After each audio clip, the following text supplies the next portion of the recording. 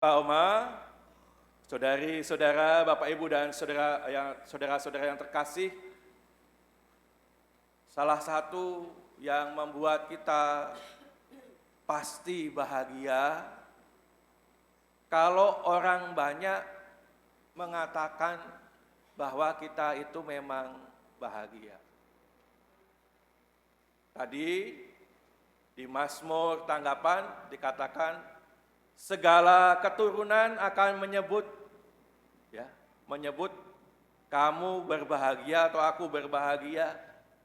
Dan kalau segala keturunan menyebut berbahagia, berarti itu memang benar-benar bahagia. Saya kira kalau Anda sedang sungguh-sungguh bahagia, Anda itu tidak bisa menyembunyikan. Seperti kalau kita sungguh-sungguh benar-benar lelah, benar-benar susah, benar-benar sedih di dalam hidup kita, sepandai-pandainya menyembunyikan itu kan tetap kelihatan. Dalam Mazmur mengingatkan kepada kita bahwa Bunda Maria disebut pribadi yang berbahagia oleh banyak pribadi karena ia memuliakan Tuhan di dalam hidupnya. Kemuliaan yang dia dapatkan di satu sisi karena rahmat dan berkat yang cuma-cuma, karena ia adalah pribadi yang tidak berdosa, tetapi dia menerima rahmat karena Tuhan, di mana dia boleh mengandung Yesus Kristus dari Roh Kudus. Dan dia berbahagia bersama saudarinya Elizabeth yang menerima rahmat yang sama. Saya merasa sangat bergembira sore hari ini tanpa harus mengatakan siapa, tetapi salah satu kebahagiaan saya sebagai seorang imam itu, salah satunya itu melihat bukan hanya yang tua, kalau yang tua seringkali banyak yang masih muda, dewasa, tetap bertekun datang untuk menerima sakramen tobat. Dan tidak semuanya selalu berdosa berat. Sejauh saya tahu, selalu hampir ada yang gak kebagian kalau hari Sabtu. Mungkin saya yang telat dan masih ada kesempatan-kesempatan yang lain.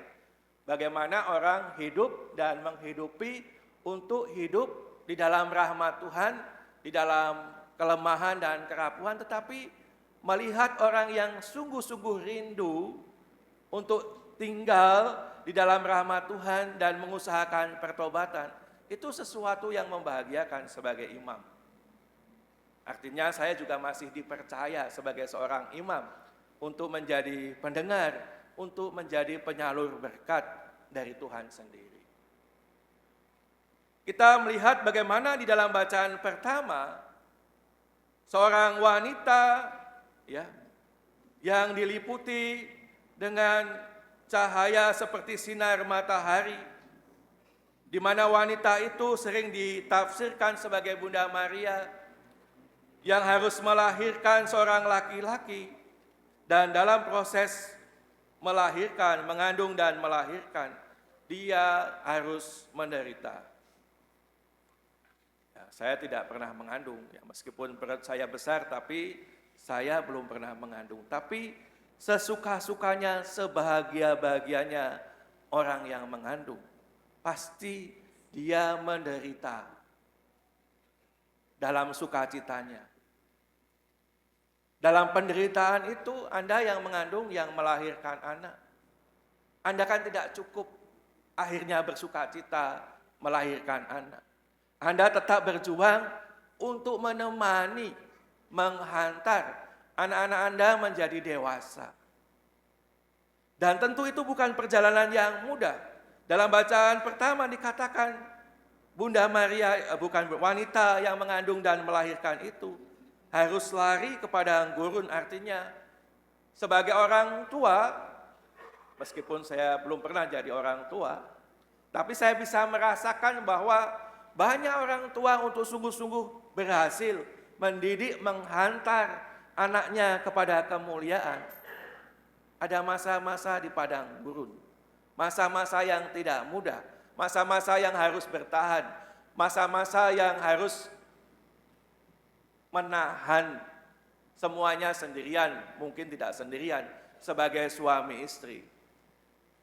Kan kita sebagai anak-anak itu kan tidak tahu semua kisah bagaimana orang tua kita jatuh bangun, membesarkan, dan mendidik kita. Kalau kemudian Bunda Maria kita rayakan sebagai pribadi yang diangkat ke surga, selain karena dia menerima kemuliaan dari Tuhan, tetapi juga yang tidak boleh dilupakan, Bunda Maria adalah seorang ibu. Sedikit atau banyak membesarkan, mendidik Tuhan Yesus sebagai manusia. Mungkin barangkali ya kalau head to head tidak pantas hanya karena menjadi ibu mendapatkan kemuliaan. Tetapi saya yakin dan percaya setiap kemuliaan yang diperoleh oleh seorang anak pasti dihantar oleh orang tuanya. Dan setiap kemuliaan yang diperoleh oleh anak pasti juga seharusnya sudah sepantasnya diberikan, dicicipi oleh orang tuanya.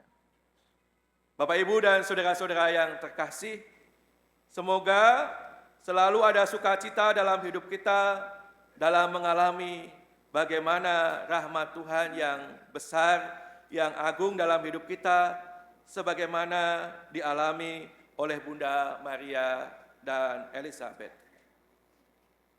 Tentu untuk melahirkan sesuatu yang besar, apalagi kemuliaan, seperti slogan Hari Kemerdekaan kita kan, menjadi bangsa yang berdaulat, adil, dan makmur pasti bukan sesuatu yang mudah. Ya kalau bangsa kita belum berdaulat, ya sekurang-kurangnya kita berdaulat lah. Kalau bangsa kita belum adil, sekurang-kurangnya kita sudah berusaha adil lah. Kalau bangsa kita belum makmur, ya moga-moga keluarga kita sudah makmur. Berkat Tuhan menyertai kita.